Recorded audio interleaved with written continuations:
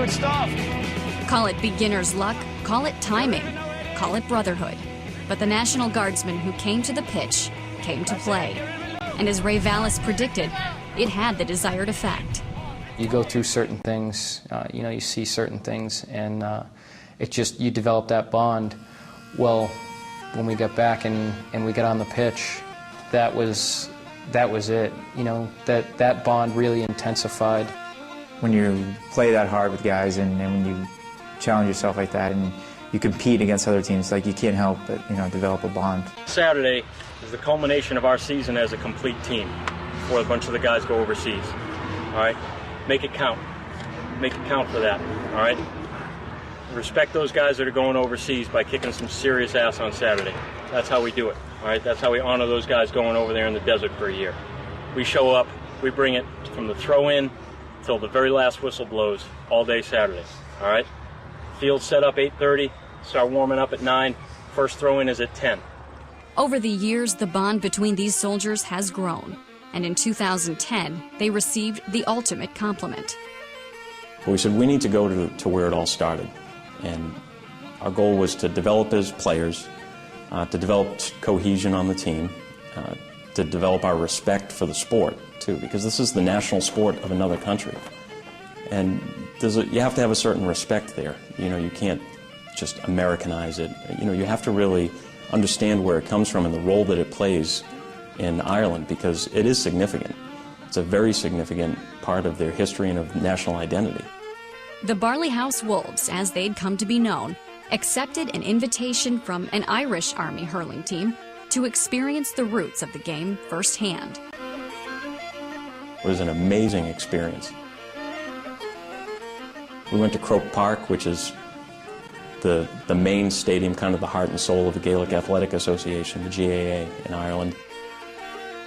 We took in a county match. We got to see Cork versus Tipperary, which was a huge match and an important match on the year, and really get an appreciation for how it looks when the sport is played correctly. It was an eye-opener. These soldiers play with a passion often reserved for those who've grown up around the sport. But they play with something else as well, and that part of their game comes from the other side of their lives.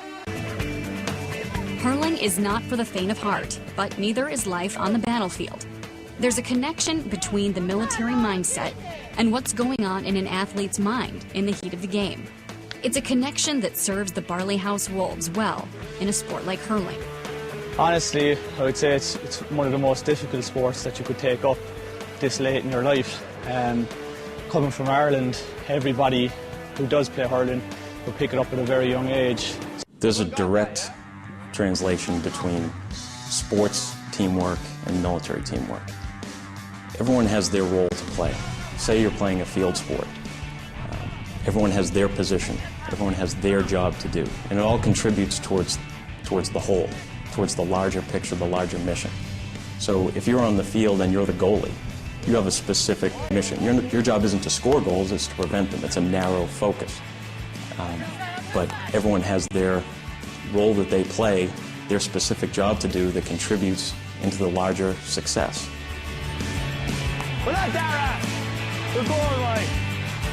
Being military members of a team sport, one of the things that comes quite a bit more easy when I talk to other guys that are running hurling teams in the area. The discipline aspect makes our team aspect a lot easier. When we say, hey, line it up for drills, there's not a lot of questioning or dragging feet. I mean, guys know what they have to do when they go do it. I'm talking to a guy who runs a team up in Maine, and he said, I got to get guys to start doing drills. They don't want to. And I said, what do you do for that? I said, really, it's not an issue for us. Being a military-based team, you say, hey, it's time for drills, the guys know. Time to line up and we'll run through the drills. There's not a lot of questioning it or anything like that. It's the basic discipline to know you have to work hard in whatever you're doing in order to get better. Go down a bit, dude, just make sure your pass is right. The discipline may be the same, but there's one distinct difference between life in a military uniform and life in a hurling kit. You're wearing a uniform for both, but there is a difference. But it's one of the things we have to establish when you're out on the pitch. You can't yell out sergeant because you'd have like 8 guys turn their head to look for the pass. So, we came to an agreement, rank had to come off when you step on the pitch.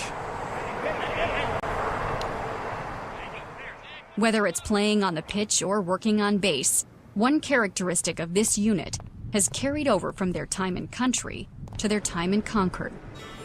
One of the common traits you see with Colonel Vallis is when he took over the company as Captain Vallis, he instilled a sense of pride in the unit. He told the unit that, basically he said, you're the best unit in the state. You're the only infantry unit in the state. And you're going to train harder, you're going to work harder, but you'll know you're better than any other unit in the state. And, he carried that through when we were here in New Hampshire and then overseas, when we went through a mobilization site, he said, we're going to be the best unit to go through. We're going to, complete the task, complete the training exercises better than anyone else has. And we, as far as I'm concerned, we did. And then he continued that attitude of just being the best that we could be and that we were the best. Colonel Vallis he taught me a lot as I was a young NCO. He taught me different things as we were going through our year in Iraq. And when we get on the pitch, it's more of the same thing. It's, hey, you need to be working on this. You need to be, trying to put it through the uprights at 65 meters. Those are the things you need to practice. You want to go in there? Keep tightening it in a little bit. Now. He's got this quality about him that when he asks you to do something, he makes you think that it was your idea. It's an amazing quality that I wish I had, but he really will make you think it was your idea by the time he's done talking to you. But it's not just leadership that has helped this group of soldiers transform themselves from guard unit to hurling team. It's that sense of pride for me, knowing that I've helped to bring this to a lot of people, and that I'm going to continue to try and do that. It's just that sense of pride. I bring that to work every day. This is our house, all right? We've never lost in Concord. This club has not lost a match in Concord. We have not. Win that on Saturday. We go out hard, we win. We've been training harder than anyone else, I guarantee it. We've been busting ass, and it'll pay off. All right? Hands in. Rolls on three, guys. Sign off. 1, 2, 3. Rolls!